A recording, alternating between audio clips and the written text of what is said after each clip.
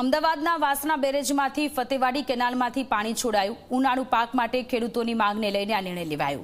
કેનાલમાં છોડાયેલા પાણીથી બે કામગીરીને અસર। 15 એપ્રિલથી વાસણા બેરેજના દરવાજાની રિપેરિંગની કામગીરીને અસર થશે। સુભાષ બ્રિજના રિસ્ટોરેશનના કામને પણ અસર થશે।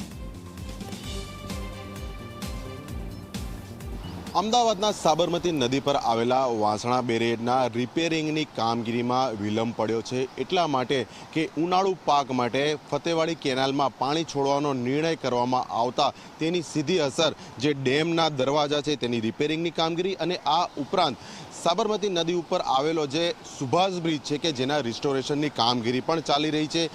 નિયત સમય મુજબ 15 એપ્રિલ દરમિયાન અને તે સમયગાળા દરમિયાન સાબરમતી નદીના જે દરવાજા છે વાસણા બેરેજ ખાતેના તેને રિપેરિંગ કરવાની કામગીરી કરવાની હતી, પરંતુ ઉનાળુ પાક માટે ખેડૂતો તરફથી જે માંગણી આવી કે કેનાલમાં પાણી છોડવામાં આવે તેના કારણે આપ જોઈ શકો છો હાલમાં તો વાસણા બેરેજ પર જે ફતેવાડી કેનાલ નીકળે છે તેનામાં પાણીનો જે પ્રવાહ છે તે ધસમસતો આગળ વધી રહ્યો છે અને સાણંદ, ધોળકા અને તેની આસપાસના વિસ્તારના ખેડૂતો છે તેમને આ પાણી મળશે। એટલે હાલ આ કામગીરી જે રિસ્ટોરેશનની સુભાષ બ્રિજની ચાલી રહી છે તેના જે નિયત સમય મર્યાદા છે તેનામાં આ પાણી છોડવાની જે આખો નિર્ણય છે તે ક્યાંક વિક્ષેપ સર્જી શકે છે। બીજી તરફ 15 જૂન સુધીમાં સરકારી ચોપડે સત્તાવાર ચોમાસું શરૂ થઈ જતું હોવાથી અન્ય કોઈ પણ કામગીરી કરવામાં આવતી નથી, ત્યારે હાલમાં આ ફતેવાડી કેનાલમાં પાણી છોડવાનો નિર્ણય જે કરવામાં આવ્યો છે તેને જોતા સુભાષ બ્રિજના રિસ્ટોરેશનની કામગીરી અને વાસણા બેરેજના દરવાજાના રિપેરિંગની કામગીરી મામલે